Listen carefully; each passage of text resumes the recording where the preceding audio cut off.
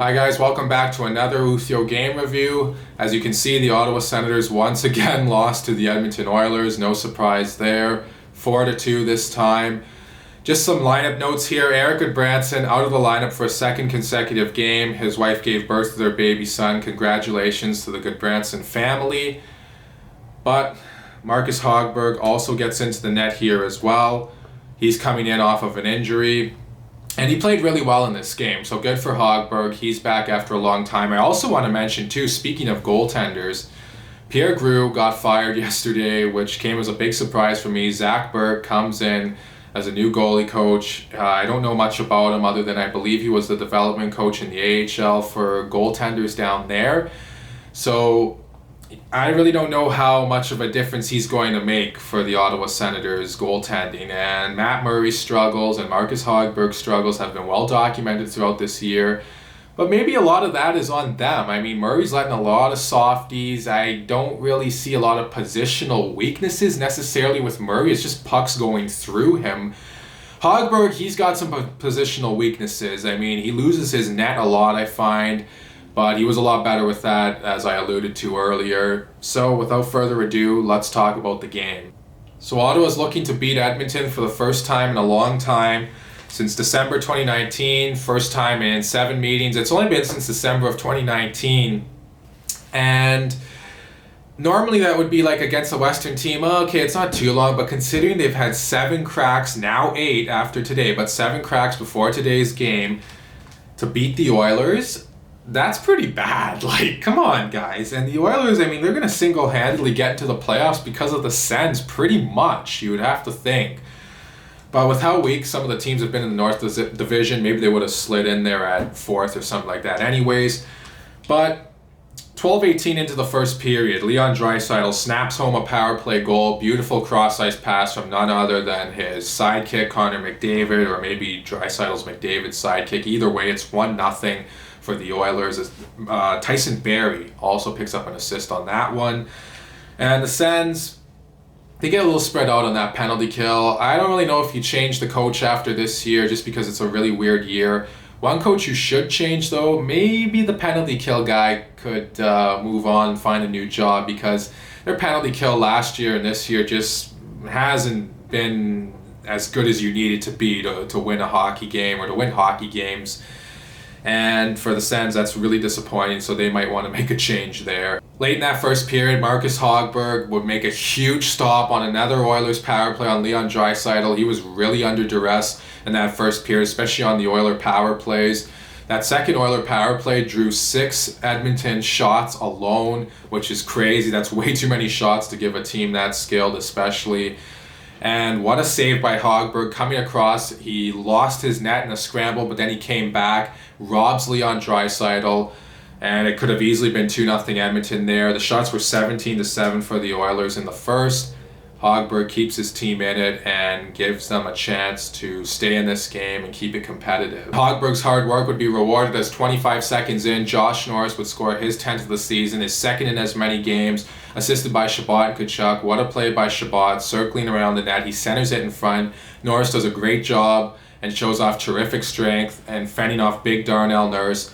And he presents his stick as a target. Chabot finds it. Bang, it's in the back of the net. Game tied up at 1. And that goal seemed to give the Sens lots of life, as I thought anyways that they were the better team throughout the majority of that second period. They really put the heat on Edmonton and Mikko Koskinen, and the Oilers just were really under duress. They kept McDavid and Draisaitl hemmed in their zone a few times in that second period.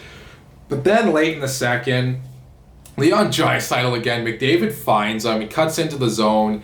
He opens up the Sens' defensive structure again. He passes it over. Draisaitl from a bad angle beats Hogberg. It's 2-1 Edmonton. And I would have liked to seen Hogberg maybe have that one, but I don't know. It's one of the best shooters scoring on you. That was a really quick release by Draisaitl. I don't know if Hogberg could have got over there maybe a little more quickly than he did, but you know, sometimes you got to tip your hat to the shooter, and I guess you have to in this case. Then 1 minute and 2 seconds into the third period, Connor Brown would score his 11th of the season, assisted by Mike Riley and Artem Zub. Connor Brown 5 goals in 5 games now. He's been a real revelation offensively this year. I think I knew he had more offense in him than he did in the 18-19 season, his final year in Toronto. But he's been a real revelation offensively for Ottawa, though. I didn't think he'd be this good for them in terms of scoring goals. That was a real rocket of a shot, too. Connor Brown, not necessarily known to have the best release in the NHL. His release isn't as strong as some of the other guys. But nonetheless, he gets off a really good shot there and beats Mikko Koskinen. The game's tied up at 2. And then the McDavid and Draisaitl line are buzzing later on in that third period. And it's Tierney, Stützle, and Drake Batherson. Yes, Drake Batherson was the other guy in that line. I forget who the 2D were. But those guys are caught out there a very long time. And you don't want to be caught out there a very long time against anyone, but especially the McDavid and Draisaitl tandem.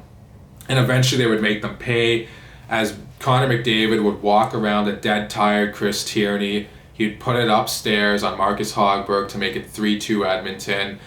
And you could just feel that coming if you're Ottawa. I mean, I just saw that one coming. You couple the fact that you got dead tired players out there for the Sens, with 2 of the best players in the world buzzing around out there who just never seem to get tired. They extend their shifts so much, McDavid and Draisaitl, and they just never seem to get tired. It's crazy. Their conditioning, their cardiovascular conditioning is out of this world good, along with their skills that they have for playing hockey. And then McDavid scores, so you could see this one coming, and for the Sens, you got to get that puck out there, but they were just hanging on, and I believe 4 out of the 5 players, the announcer said, had shifts of over 2 minutes and 20 seconds. And you couple that with McDavid being on the ice and you're just asking for trouble, and trouble found you. Sens pulled the goalie with about 1:40 left. This goalie pull for Ottawa was a lot more eventful than the one against Winnipeg. A lot more chances in this one. Tim Stützle, who hasn't scored a goal in forever, gets absolutely robbed right near the end of the game by Mikko Koskinen. What a save by Koskinen. He throws his big 6'7" frame in front of the puck, comes across, robs Stützle, who really needs a goal in the worst way. He's had a good rookie season in terms of putting up points, but the goal scoring just hasn't been there for him at times this year, and through this last stretch, he's gone absolutely dry. And for Edmonton, they hang on to win this one. With 1 second left, though, Leon Draisaitl has to go and get the hat trick. I got to admit, I was a little ornery about that. I was like, come on, guys, you have to let him get the hat trick that late in the game. Like, couldn't you just not let him score? It was like, 0.6 seconds when that puck went in the net. I was like, yeah, of course. Draisaitl gets the hat trick with 0.6 seconds left on the empty net. 4-2 Edmonton, the final. The final shots were 35-30 in favor of the Oilers. Sens overall, they had a okay game. I thought they were pretty good in the second, not great in the first. Didn't do enough to win a hockey game in the third. Not a bad third, but just maybe not enough to win a hockey game. And that's your final score. Yes, this title is so fitting because, yes, you're welcome, Edmonton Oilers.